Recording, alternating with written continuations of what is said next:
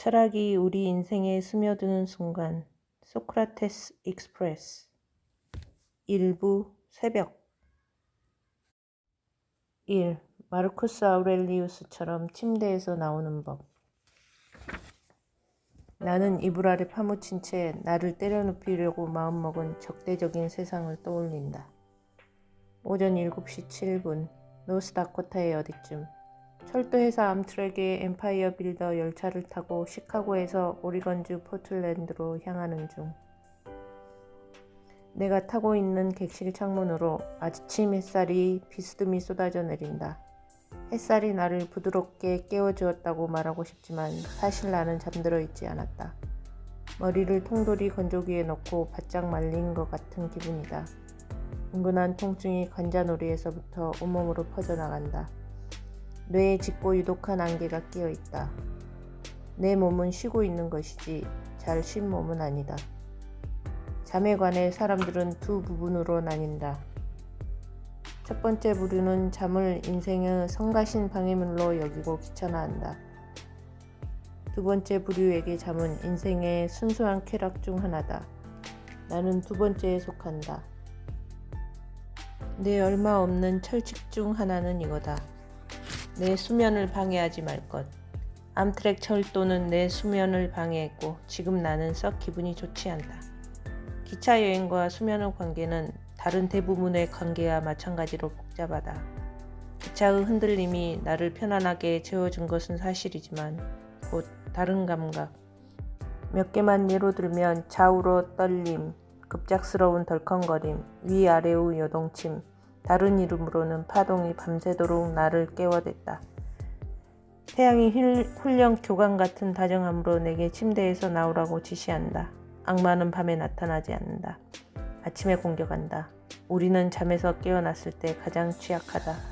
바로 그때가 내가 누구인지, 어떻게 여기 있는지에 대한 기억이 돌아오기 때문이다.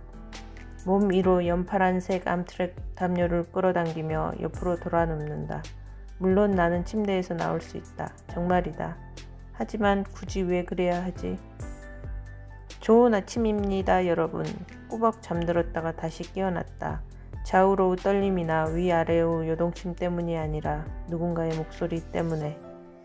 목소리는 상쾌하고 활기차다. 누구지?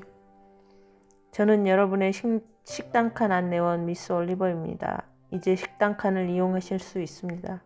하지만 미스 올리버에게 서비스를 받으려면 꼭 챙겨야 할 게 있어요. 바로 신발과 셔츠, 그리고 친절입니다. 이제 다시 잠들기는 글렀다. 담요가 흘러내리지 않게 조심하며 가방에 손을 뻗어 더듬더듬 책왕건을 찾았다. 명상록. 얇다. 150쪽이 안 되고 여백도 넓다. 표지에는 턱수염을 기른 근육줄의 남자가 말에 타고 있는 교육물 사진이 있다. 두 눈에는 그 무엇도 증명할 필요가 없는 사람의 차분한 힘이 서려 있다. 로마 황제 마르쿠스 아우렐리우스는 거의 50만 명에 달하는 군대를 지휘했다. 또한 전 세계 인구 5분의 1이 거주하고 영토가 잉글랜드에서 이집트까지 대서양 해안에서 티그리스강까지 이어지는 대제국을 지배했다. 하지만 마르쿠스, 우리는 서로 이름 부르는 사이다.는 아침형 인간이 아니었다. 침대에서 미적거렸고 낮잠을 잔 뒤 오후에 대부분의 일을 처리했다. 이런 일상은 보통 새벽동이 트기 전에 자리에서 일어났던 다른 로마인의 삶과는 달랐다. 로마 거리에서는 아직 해도 뜨지 않은 어두운 새벽에 눈을 개슴츠리하게 뜨고 등교하는 어린이들을 볼 수 있었다. 반면 마르쿠스는 엘리트 가정에서 태어난 덕분에 집에서 교육을 받았다. 마르쿠스는 늦잠을 잘 수 있었다. 그리고 정말로 평생 늦잠을 잤다. 마르쿠스와 나는 비슷한 점이 그리 많지 않다. 수백 년의 시간이 우리를 갈라놓고 있고 전혀 사소하지 않은 권력 차이는 말할 것도 없다. 마르쿠스는 미국 대륙 거의 절반에 맞먹는 크기의 제국을 지배했다. 나는 내 책상의 대략 반 정도를 지배하며 솔직히 말하자면 그것조차도 힘에 부친다. 나는 평생 명함, 잡지구도 갈림, 고양이 털, 3일 된 참치 샌드위치, 고양이, 자질구레한 불교 장신구, 커피 머그잔, 필로소피 나우 과월호 개 세금 보고 서류 다시 고양이 그리고 내가 가장 가까운 바다에서 250km 떨어진 곳에 산다는 점을 고려하면 왜 내 책상 위에 있는지 알 수 없는 모래의 반란을 물리치는 중이다. 하지만 마르쿠스를 읽으면 이런 차이는 사라진다. 마르쿠스와 나는 형제다. 마르쿠스는 제국을 통치하며 자신의 악마와 씨름을 했고 나는 고양이에게 밥을 주며 나의 악마와 씨름을 한다. 우리에겐 공통의 적이 있다. 바로 아침이다. 아침은 그날의 느낌을 결정한다. 아침이 나쁘면 하루가 나쁘다. 항상 그런 건 아니지만 대개는 그렇다. 춥고 칙칙한 월요일 아침에는 지휘와 특권이 아무 쓸모가 없다. 삶의 다른 측면에서는 너무나 큰 도움이 되는 재산마저도 소용이 없다. 오히려 부유함은 푹신한 이불과 한패가 되어 몸을 일으키지 못하게 만든다. 아침은 강렬하고 모순적인 감정을 불러일으킨다. 한편으로 아침은 희망의 냄새를 풍긴다. 모든 새벽은 곧 재탄생이다. 로널드 레이건은 미국의 늦은 오후라는 슬로건으로 캠페인을 벌이지 않았다. 레이건을 백악관에 앉힌 것은 미국의 아침을 불러오겠다는 약속이었다. 마찬가지로 훌륭한 생각은 우리 머릿속에 떠오르는 것이지 내려앉는 것이 아니다. 하지만 어떤 이들에게 아침은 뭉근한 절망의 냄새를 풍긴다. 자기 삶을 싫어하는 사람은 아침을 싫어할 가능성이 크다. 불행한 삶의 아침은 영화 행오버 3의 오프닝 장면과도 같다. 다가올 끔찍함의 맛보기랄까. 아침은 변화의 시간이며 변화는 결코 쉽지 않다. 우리는 의식이 있는 상태를 떠나 잠이 들었다가 다시 각성 상태로 진입한다.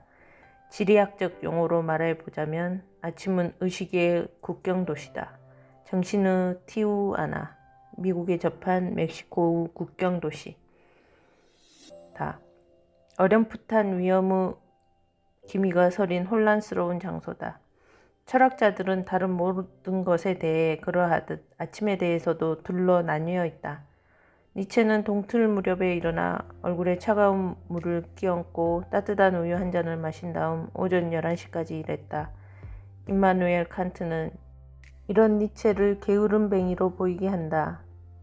칸트는 케니스베르크 하늘이 아직 잉크처럼 새까만 오후 5시에 일어나 묽은 차를 한 잔 마시고 파이프 담배를 더도 덜도 아닌 딱 한 대 피운 다음 일에 착수했다.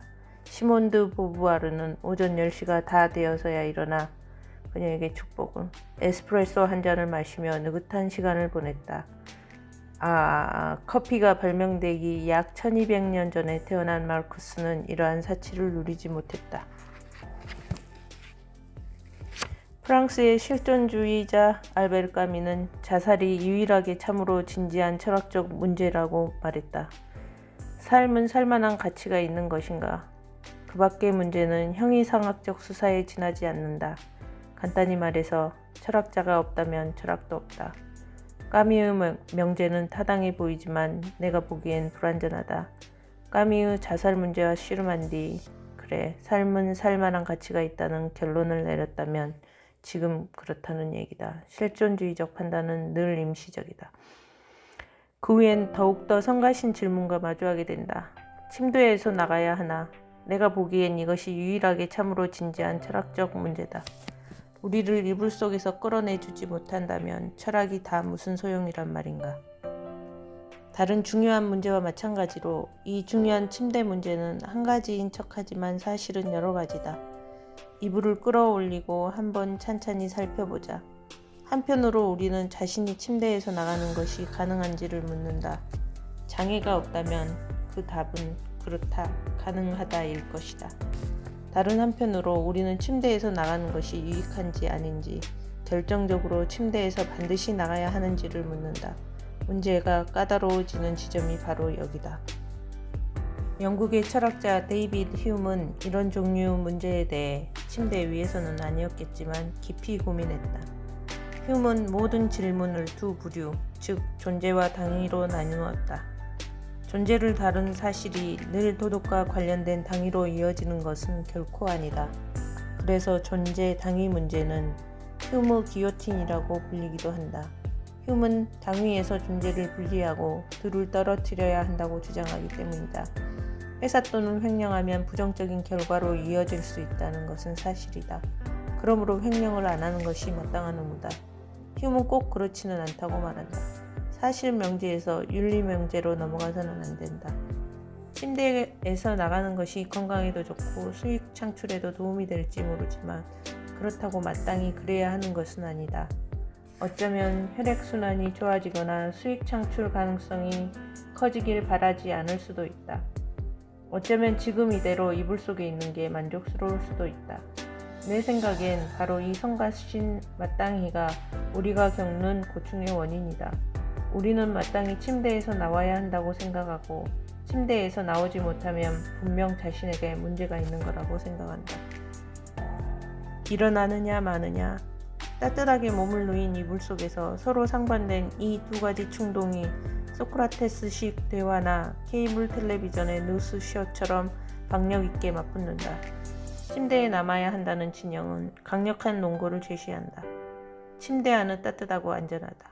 어머니의 자국만큼은 아니지만 거의 근접하다.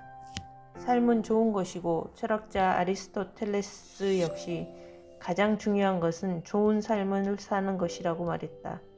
침대 안과 달리 저 밖은 춥다. 밖에서는 나쁜 일들이 벌어진다. 전쟁, 역병, 이지 리스닝 음악. 침대에 남아야 한다는 진영이 확실한 승리를 거둔 것으로 보인다. 하지만 철학에서 명백한 것은 없다. 철학에는 늘 하지만이 있다. 모든 철학체계와 인지적 상부구조, 우뚝 솟은 사상체제는 하지만이라는 이 짧은 단어 위에 세워졌다. 하지만 저 밖에 있는 삶이 손짓하며 우리를 유혹한다. 우리가 지구에서 보내는 시간은 짧고 귀하다. 정말 그 시간을 가로로 누워서 보내고 싶은가? 아니, 그렇지 않다. 우리의 지친 정맥에 흐르는 생명력은 약간 과체중이지만 비만은 아닌 중년 남성을 침대에서 끌어낼 만큼 확실히 강력하다. 그렇지 않은가? 이러한 대화는 이불과 그 밑에 숨을 사람들이 생겨난 후부터 어떤 형태로든 쭉 이어졌다. 로마 시대 이후 엄청난 발전이 이루어졌지만 이 중요한 침대 문제는 본질적으로 변함없이 남아있다. 그 누구도 이 질문을 피할 수 없다. 대통령이든 농민이든 스타 셰프든 스타벅스의 바리스타든 로마 제국 황제든 노이로제에 걸린 작가든 우리 모두 똑같은 관성의 법칙에 영향을 받는다. 우리 모두 외부 힘이 작용하기를 기다리며 가만히 멈춰있는 물체다. 두 눈을 감으면 마르크스가 눈앞에 나타난다. 어제부터 내 작은 침대 가장자리에 놓여있는 스티로폼 커피컵처럼 생생하다. 마르크스가 다뉴브강의 지류인 그란강가의 로마군 야영지에서 개인 텐트 안에 웅크리고 있는 모습이 떠오른다. 날씨는 춥고 눅눅하며 마르쿠스는 영 기운이 없다. 전쟁은 잘 풀리지 않는다. 게르만족이 로마군의 보급로를 습격했다. 마르쿠스가 이끄는 병력의 사기는 뚝 떨어졌다. 누가 그들을 비난할 수 있겠는가. 5만 명이 넘는 로마군이 목숨을 잃었는데 마르쿠스는 분명히 로마가 그리웠을 것이다. 특히 변함없이 신의를 지키지 않았지만 자애로웠던 아내 파우스티나가 그리웠을 것이다. 지난 10여 년은 결코 쉽지 않았다. 골치 아픈 게르만족의 공격으로 피해를 입었고 교활한 카시우스가 반란을 꾀했다. 그리고 아이들이 있었다. 파우스티나는 최소 13명의 아이를 낳았으나 유년기까지 살아남은 아이는 그중 절반도 되지 않았다. 마르쿠스는 철학자이자 왕인 보기 드문 인물이었다. 세계에서 가장 힘있는 사람이 철학을 공부하게 만든 원인은 무엇이었을까? 마르쿠스는 황제로서 자기 마음대로 뭔가를 하거나 하지 않을 수 있었다. 왜 바쁜 일정 속에서 굳이 시간을 내어 고전을 읽고 삶의 난제를 고민했을까? 마르쿠스의 어린 시절이 몇 가지 단서를 제공한다. 마르쿠스는 진짜 드물게도 행복한 어린 시절을 보냈다. 책벌레였던 그는 서커스를 보러 가는 대신 책을 읽었다. 이런 성향은 마르쿠스를 로마의 다른 학생들과 확연히 다른 소수자로 만들었다. 이후 그리스식 생활 방식에 마음을 뺏긴 마르쿠스는 어머니가 이 허튼 짓을 당장 멈추고 제대로 된 침대에서 자라고 야단을 칠 때까지 철학자의 남루한 외투인 팔리움만 걸치고 딱딱한 바닥에서 잠들기도 했다. 당시 로마인이 생각하는 그리스 철학은 현재 우리 대부분이 생각하는 오페라와 비슷했다. 가치 있고 아름다우며 더 자주 접해야 한다고 생각하지만 짜증날 만큼 이해하기 어려운 것이다. 게다가 그러고 있을 시간이 어디 있단 말인가. 로마인은 진짜 철학보다는 철학이라는 개념을 더 좋아했다. 그래서 진짜 철학자였던 마르쿠스는 대단히 의심스러운 사람이 되었다. 무려 황제였는데도 사람들은 마르쿠스 뒤에서 숨죽여 킬킬 웃곤 했다. 마르쿠스는 우연히 황제가 되었다. 본인이 원한 것이 아니었다. 이런저런 명령을 내려 서기 161년 마르쿠스를 황제의 자리에 앉힌 것은 전 황제 하드리아누스였다. 마르쿠스는 허니문 기간을 즐겼다. 6개월 동안. 그러다 심각한 홍수와 전염병이 찾아왔고 침략이 이어졌다. 전쟁 때를 제외하면 마르쿠스는 비교적 손에 피를 묻히지 않았다. 절대 권력이 늘 절대적으로 부패하는 건 아니라는 살아있는 증거다. 마르쿠스는 탈영병과 다른 범법자들에게 늘 관대한 형량을 내렸다. 로마 제국에 경제 위기가 발생하자 마르쿠스는 세금을 올린 대신 예복과 술잔, 조각상, 크림 같은 황실에 귀한 물건들을 경매로 팔았다. 그 중에서도 내가 특히 감동한 조치가 있다. 마르쿠스는 대부분이 어린 남자였던 줄타기 고개사들이 반드시 두툼하고 부드러운 매트 위에서 공연을 펼치게 하라고 명했다. 마르쿠스는 전쟁터에서 불굴의 용기를 보여주었지만 전기작가 프랭크 맥클린의 말처럼 마르쿠스의 가장 용기 있는 행동은 타고난 비관주의를 억누르려고 부단히 노력한 것이었다. 나도 이해할 수 있다. 나 역시 나를 자기 편으로 끌어들이려고 늘 책략을 꾸미는 비관적 힘과 씨름한다. 우리 낙천주의자 꿈나무들에게 물이 반만 차 있는 유리잔은 물이 하나도 없는 유리잔보다 낫거나 또는 수백 개의 유리 조각으로 산산이 깨져 대동맥을 관통하는 유리잔보다 낫다. 모든 것은 관점의 문제다.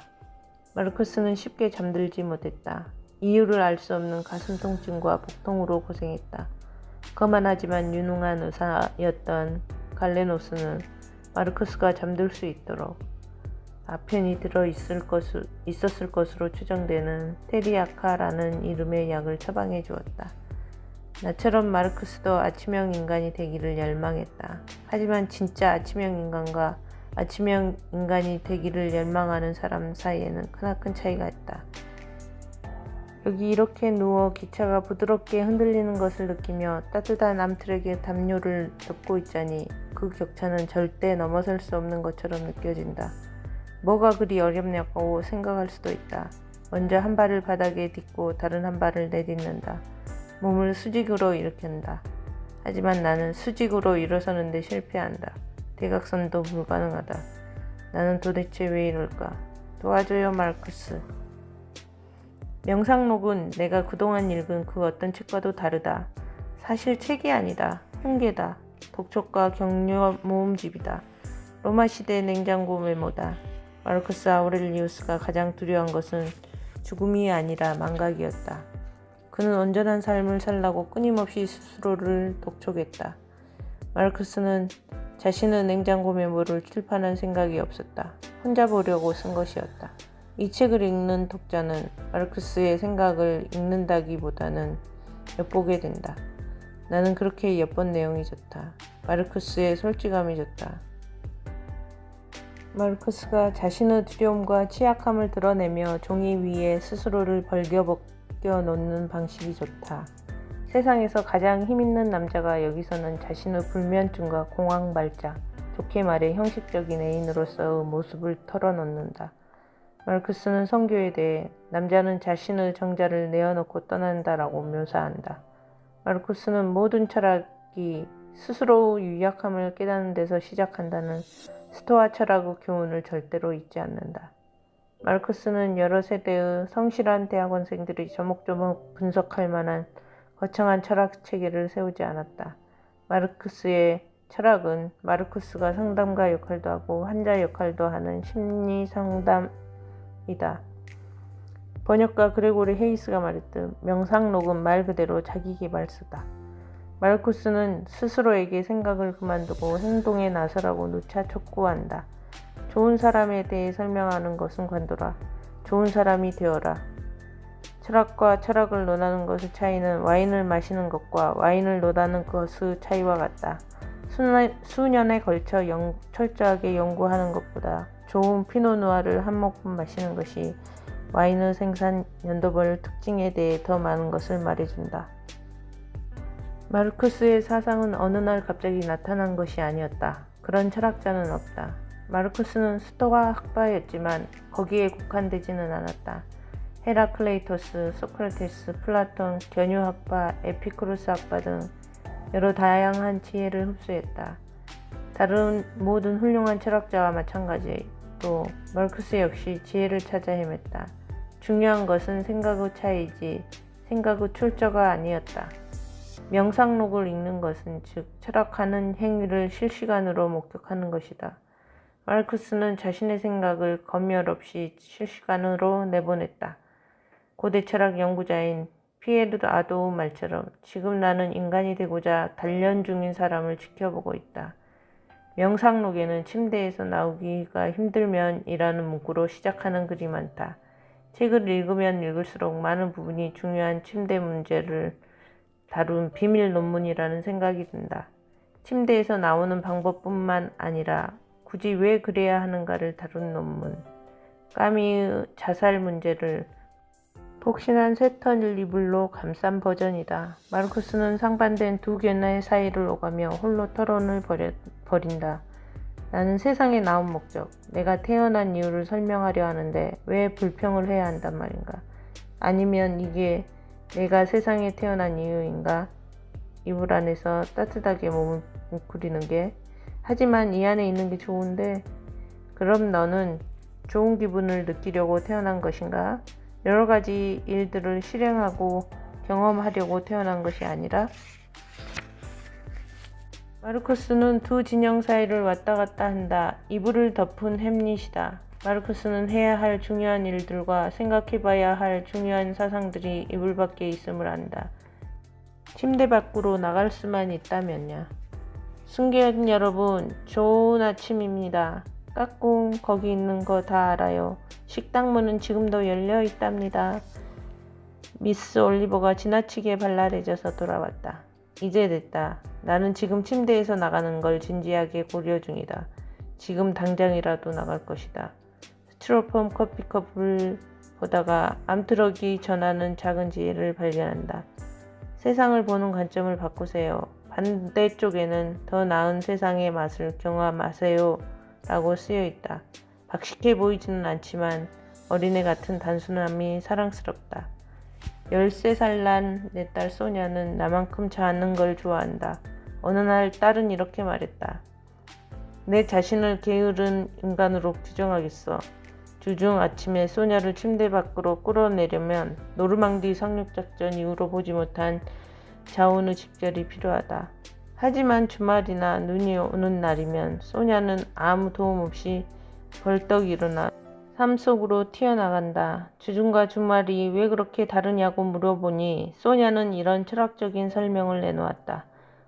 우릴 침대 밖으로 끌어내는 건 활동이지 알람 시계가 아니야. 소냐의 말이 맞다. 내가 침대에서 나오지 못할 때 나의 숙적은 침대도 심지어 바깥 세상도 아닌 나의 예상이다. 나는 이불 아래 파묻힌 채 나를 때려 눕히려고 마음먹은 적대적인 세상을 떠올린다. 꼭 마르크스처럼. 마르크스의 세상에는 실제로 공격적인 야만인과 역병과 반란이 있었다. 하지만 장애물은 상대적인 것이다. 어떤 사람에겐 지저분한 책상이 흉포한 침략일 수 있다.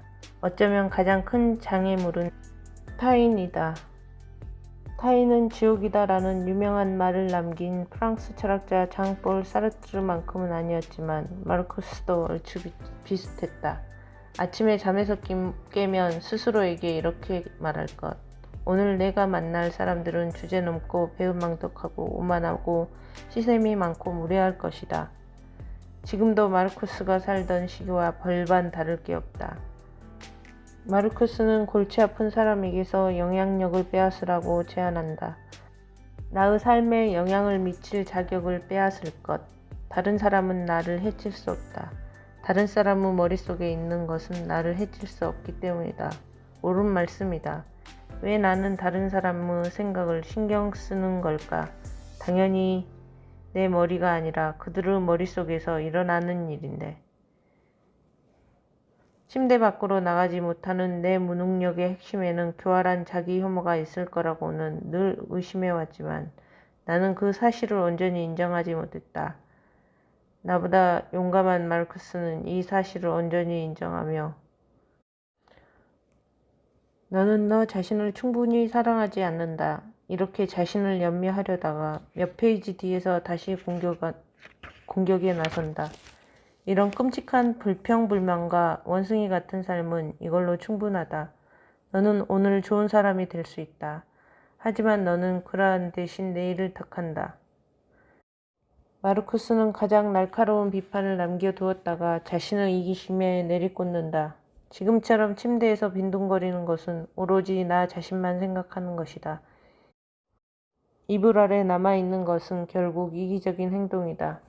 이러한 깨달음이 마르쿠스를 움직이게 한다. 마르쿠스에게는 침대 밖으로 나갈 사명이 있다.